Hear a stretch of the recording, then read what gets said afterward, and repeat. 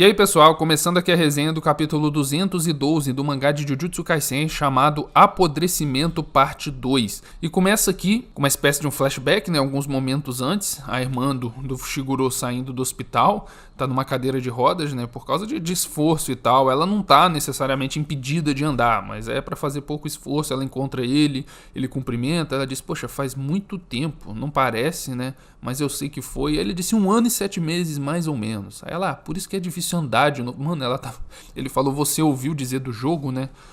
Tudo tá acontecendo. E ela disse que sim, ouviu sobre o Gojo, o que ele faz. Ela nem fazia ideia de que ele e os amigos faziam trabalhos perigosos, né? Lutavam contra as forças do mal e tal. Eles não se preocupam, não. Eu e meu pessoal vamos cuidar de tudo. Você pode descansar mais um pouco se você quiser. Só que ela ri e diz que ele sempre foi teimoso, né? Ele sempre se preocupou muito assim. Então corta pra perto do presente, né? Ele ali explicando as coisas pra ela, vai passar os pontos que é pra ela fazer tal coisa, e o Yuji tá observando aquilo e pensando, poxa, só mais um pouco, esse problema todo do Fushiguro vai acabar. Depois disso, o anjo vai acabar, vai extinguir os Kuna e vai me levar junto, e o Gojo Sensei vai ser liberado usando o fundo do reino da prisão e tal, do selo, e vai dar tudo certo. Ele sai de lá, então ele é o super-homem, ele vai dar um pau em todo mundo e tudo vai ficar bem. Ele pensa, poxa, talvez eu devesse ter feito isso desde o início. Talvez tivesse sido melhor eu ter salvo o Fushiguro e desaparecido da história, né? Tipo, não ter... Eles terem me falecido, no final das contas. Ele pensa que agradece muito aos dois ali por darem um motivo pra ele viver. Mas, Yuji, você só ficou meio depressivo assim depois disso tudo, né? Depois que tudo aconteceu. Se você não tivesse lá pra parada do dedo, né? Aí já você levava uma vida mais normal, eu acho, né? Se bem que devido ao seu passado, provavelmente você ia se envolver com algo assim cedo ou tarde. Ele pensa que já recebeu muito mais do que merecia, então tá tudo bem, ele relaxa, né? Tudo tá pra acabar, vai ficar tudo bem. E é nesse momento que a irmã do cara adiciona uma regra do nada, né? Permitindo a entrada e a saída das colônias. Eles tomam um susto, até o símbolo do Kogane dela muda. Em volta dos olhos a gente pode ver, né? Um detalhezinho que provavelmente a irmã dele mesmo não teria, né? E o bicho aceita a regra, agora os jogadores podem entrar e sair, e ela diz, agora a gente pode escolher o lugar que quisermos lutar, né, de boa e tal, não precisa ser contido ali dentro da colônia. O Fushiguro toma um susto, entende que não é ela, né, quem é você? E ela começa a rir de deboche, eu sou sua irmã mais velha, faz uma cara toda desfigurada ali, né, toda debochada, que não é expressão que a irmã dele usaria, né, e o cara entende, ele entende na hora, ele pensa, os reencarnados recebem as memórias de seus receptáculos. Por isso que aqueles como Choso e o Sukuna e outros jogadores reencarnados podem viver na era moderna sem problema. Eles sabem como tudo funciona, porque eles têm acesso às memórias que estão no cérebro, né? Logo, a pessoa que reencarnou no corpo da irmã dele tem acesso às memórias dela, sabe quem é o Fushiguro, sabe o que a menina sabe e tal. Então pode agir exatamente como ela. Ele consegue fingir que é a pessoa porque ele conhece a pessoa literalmente, ele sabe os trejeitos, sabe tudo. E o Fushiguro entende que ele deixou isso passar muito batido, porque eu achei que a Tsumiki era uma despertada, tipo, que ela despertou o poder dela, né? E não que ela tinha baixado um santo ali do passado. E no final foi isso mesmo que aconteceu, né? É simplesmente o cenário mais problemático possível, né? E ele nem concluiu isso. Acho que automaticamente ele concluiu o cenário melhor, né? O mais fácil, porque, né? Ele precisava que isso fosse verdade. Mas a irmã dele já estava possuída desde que o jogo começou. E ela, brincadeirinha, né? Te peguei, tá de deboche com a cara do maluco, né? E ela disse, Fushiguro, eu sou Yoruzu. Talvez os mais velhos se lembrem de mim, ou seja, alguém muito antigo. E ele pergunta por que você, tipo, se fez de boba esse tempo, boba, não sei se é mulher, né? Esse tempo todo, por que você fingiu? E ela fala, vocês me explicaram tudo sem eu pedir sobre o jogo, sobre quem são vocês e tal, e ainda me deram 100 pontos grátis, por que eu ia recusar isso? Eu só deixei, né, as coisas irem se desenrolando e tal. Eu quero escolher meu primeiro oponente e o lugar para enfrentá-lo após 1000 anos, né, dormindo. E é claro que só podia ser você, Sukuna, porque ela sabe também, né? Enfim.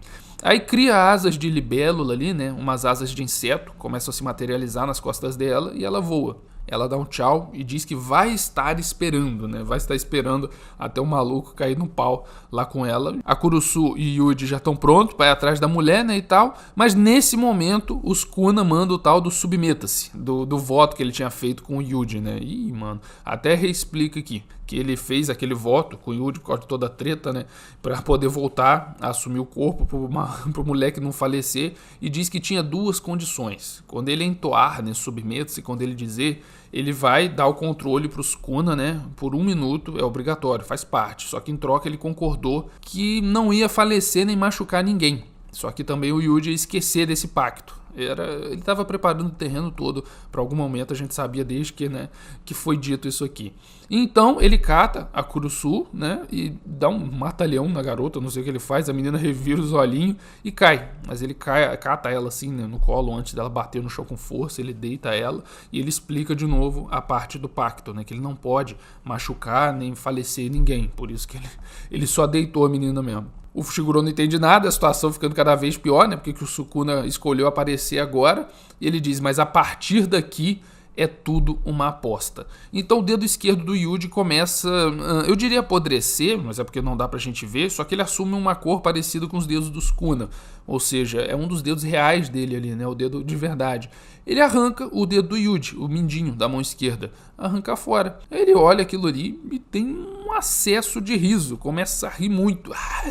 Que moleque otário! Quando ele disse para não machucar ninguém, ele não se incluiu no pacto. De fato, ele não pode machucar ninguém durante o tempo em que ele assumiu o corpo, 1 minuto. Mas o Yuji não se incluiu. Ele, nossa, tava tão na vibe de super-herói, não machuque as outras pessoas, não tem importância, foi comigo, que o animal não se incluiu no pacto. Eu nem ninguém, mas não foi isso, né? Então ele pode machucar o Yuji. Então ele consegue arrancar o dedo. O Fushiguro tá ali fulaço, começa a invocar, né, alguns dos animais dele para poder lutar, para poder impedir o Sukuna, mas não tem como, né? O Sukuna é simplesmente muito poderoso, ele é do nível do Gojo. Só o Gojo para bater de frente e tal. Então o Sukuna vai lá e cata uma das mãos dele. Cata a mão direita dele, né? E domina a mão direita, agarra. Então ele não consegue invocar nada. Ele impede o selo de mãos, que é importante, né, para essa invocação.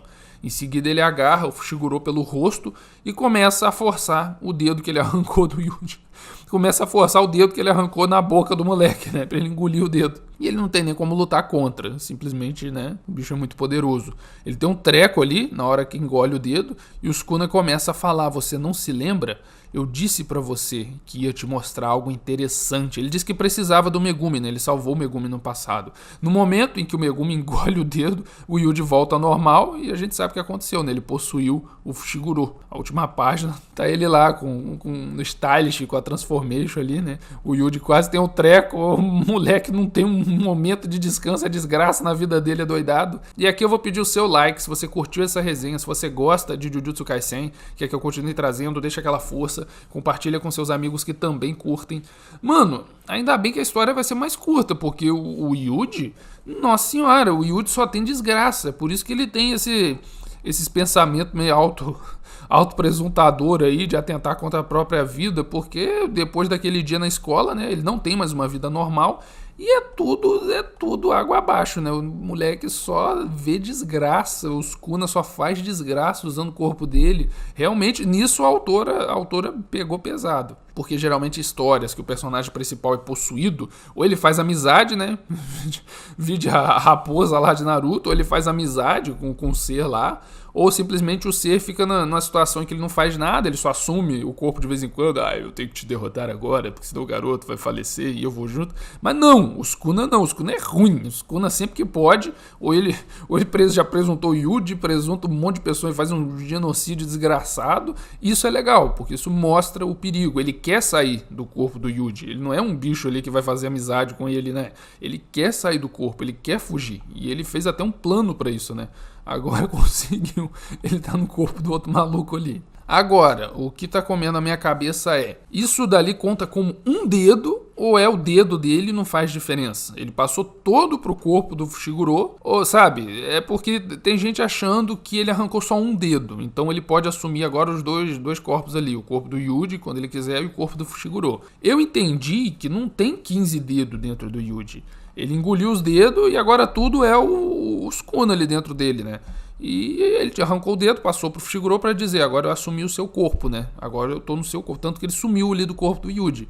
Mas sei lá, também existe a possibilidade dele estar trocando o tempo todo, né? Ele assumiu o corpo do Fushiguro, mas agora eu quero voltar pro do Yuji, volto pro do Yuji. É meio bizarro isso, eu acho que não. Eu acho que ele agora passou pro corpo do Megumi por algum motivo. Ele tem alguma utilidade pra ele, a gente sabe, né? Desde lá da treta lá, daquele falecimento generalizado que teve lá em Shibuya, a gente sabe que ele tem planos pro Fushiguro. E isso vai começar a se revelar agora. Será que ele vai cair no pau com a Yoruzu? E aí ia ser uma desgraça mesmo, porque um usando o corpo da irmã, o outro usando o corpo do irmão lá, que queria só salvar a menina, né? Mas eu já vi essa desgraça acontecendo de longe, eu já vi, né? Só não sabia que o Sukuna ia aparecer aqui agora. Comenta aí qual você acha que vai ser o plano, se ele pode possuir os dois, se ele largou o Yuji de vez pro Yuji ter mais trauma na vida dele, porque o garoto depois que se acabar um dia, se isso tudo acabar e ele ficar de boa, eu acho que nem feiticeiro de Jujutsu ele vai querer ser mais, ele só vai pra um psicanalista ferrado aí e passar o resto da vida fazendo tratamento. Mas é isso aí, daqui a pouco vai estar aparecendo para você o card com o capítulo 211, eu tô narrando desde que começou o arco do jogo, você pode conferir. Assim que tiver saído, vai ter o card com o capítulo 213 pra gente continuar acompanhando. Tem também o card para você se inscrever no canal e ativar o sininho. Assim, toda vez que eu lançar um capítulo novo de Jujutsu Kaisen, você vai ficar sabendo na hora. É isso aí, até a próxima.